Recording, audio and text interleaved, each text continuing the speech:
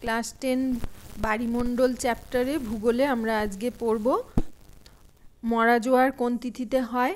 অষ্টমী তিথিতে। একই দিনে একই স্থানে জোয়ার ভাটা দিনে দুবার হয়।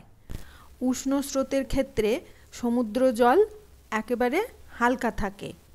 মুখ্য এবং গৌণ জোয়ারের মধ্যে সময়ের ব্যবধান হচ্ছে 12 ঘন্টা 25 মিনিট। চাঁদ ও পৃথিবীর মধ্যে সর্বনিম্ন দূরত্বের অবস্থানকে বলা হয় অ্যাপোজি।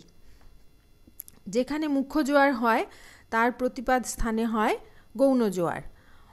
মরাকোটাল শুক্ল এবং কৃষ্ণপক্ষের অষ্টমী তিথিতে হয়। চাঁদের আকর্ষণে প্রতিপাদ স্থানে হয় মুখ্য জোয়ার। মুখ্য জোয়ার উৎপন্ন হয় চাঁদ ও সূর্যের আকর্ষণ বলের জন্য।